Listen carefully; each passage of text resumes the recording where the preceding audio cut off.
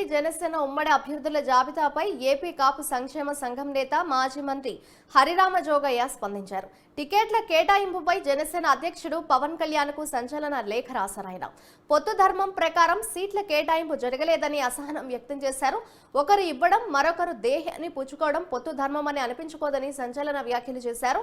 జనసేన పార్టీకి కేవలం 24 సీట్లు ఇవ్వడం ఏంటని ఆయన ప్రశ్నించారు. ఆంధ్రప్రదేశ్ లో జనసేన పార్టీ అంత హీన పరిస్థితిలో ఉందా అని అడిగారు. జనసేన శక్తిని స్వయంగా పవన్ కళ్యాణే తక్కువగా అంచనా వేసుకుంటున్నారని అన్నారు. 24 సీట్ల కేటాయింపు జనసేనను సంతృప్తి పరచలేదని అన్నారు. వాళ్ళు రాజాధికారంలో గౌరవ వాటా కోరుకుంటున్నారు. పవన్ కళ్యాణ్ ను 2.5 ఏళ్లు సీఎంగా చూడాలనేది జన సైనికుల కోరిక అని స్పష్టం చేశారు. పార్టీ శ్రేణులను సంతృప్తి పరచకుండా వైసీపీని ఎలా ఓడించగలరు అని అన్నారాయన.